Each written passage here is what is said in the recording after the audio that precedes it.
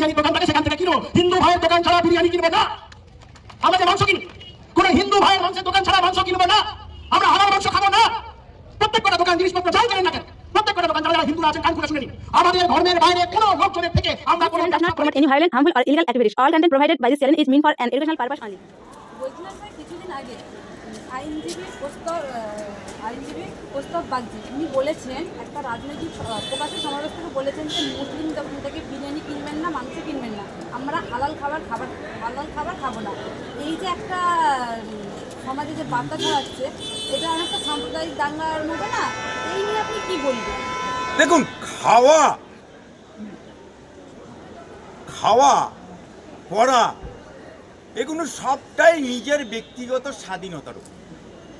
এখানে কারুর কে কি খাবে, কে কি পড়বে, কে কি ঢাকবে, এগুলো কারোর সংবিধানগতভাবে, ভারতের সংবিধানগতভাবে অধিকার নেই।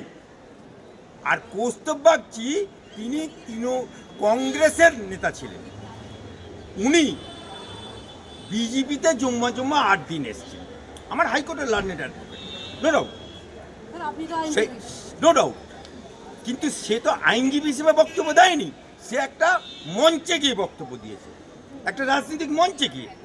আমি সেই মঞ্চটাকে, যে রাজনৈতিক দলের হয়ে উনি বক্তব্য মঞ্চে দাঁড়িয়ে বলেছে, আমি শুধু কৌস্তবকে বলতে চাই, যে কৌস্তব বাবুকে বলতে চাই যে উনি সনাতনীদের বা হিন্দু দোকান থেকে কিনতে বলেছে বা ইত্যাদি ইত্যাদি বলেছে, কি প্রসঙ্গে বলেছে, কখন বলেছে, কেমন করে বলেছে সেটাও জানি না। আপনারা বলছেন, আমি শুনছি, কিন্তু এটা ভারতীয় জনতা পার্টির বিবৃতি না, কৌস্তব বাগচি রাজ্য কমিটির কেউ না বিজেপির, কৌস্তব বাগচি বিজেপির কোনো মুখপাত্র না, কৌস্তব বাগচি বিজেপির কোনো বড় নেতা না। সে কংগ্রেস থেকে এসে এক গাছের ছাল থেকে এসে আরেকটা গাছে লাগবে। আপনাকে একটা ছোট্ট উদাহরণ দিই। ধরুন, কোনো মুসলমান ছেলে যদি কোনো হিন্দু মেয়েকে বিয়ে করে, তাহলে সেই বাড়িতে দেখবে, মানে কোনো মুসলমান ছেলে হিন্দু মেয়েকে বিয়ে করেছে, সে মুসলমান হয়েছে।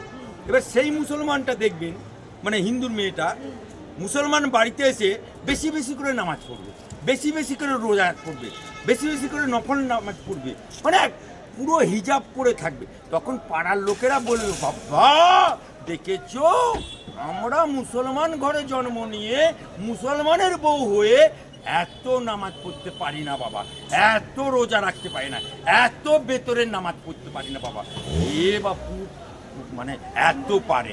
অর্থাৎ ওকে তখন দেখাতে হয় যে ও কতটা মুসলমান ধর্মকে মনে প্রাণে গ্রহণ করেছে, তার পরিবারকে দেখাতে হয়, পাড়া প্রতিবেশীকে, অর্থাৎ সেখানকার সাথে খাপ খাওয়ানোর জন্য এই কাজটা করতে হয়।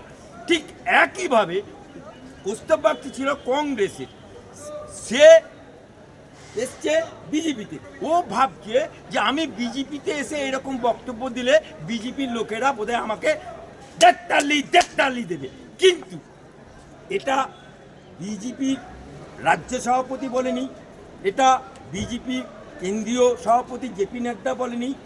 আমি শুধু কৌস্তব বাগচিকে দুটো শব্দ ব্যবহার করে দিচ্ছি, যে ভারতীয় জনতা পার্টির প্রধানমন্ত্রী যশস্বী নরেন্দ্র মোদী, তিনি কি বলেন, সবকা সাথ সবকা বিকাশ সবকা বিশ্বাস। তিনি কি বলেন মুসলমানদের উদ্দেশ্যে, এক হাতে কোরআন এক হাতে লকটা। আবার এই দিনলাল ঘুড়ি দেখতে পান, কিন্তু যে লাটাই ধরে থাকে তাকে কেউ দেখতে পায় না, সবাই ঘুড়িগুলোকে দেখতে পায়। বিজেপি হচ্ছে ঘুড়ি, তার লাটাই যে ধরে থাকে তাকে হচ্ছে সঙ্গ। সেই সঙ্গের মোহন ভাগতজি তিনি পরিষ্কার ভাষায় বলেন, जो हिंदू भारतीय मुसलमान को छेड़छाड़ करेगा, भारतीय मुसलमान को हटाने के बाद बोलेगा, जो हिंदू भारतीय मुसलमान को कोई अनप शनप बोलेगा, वो हिंदू ही नहीं, बीजेपी तो बहुत दूर का बात।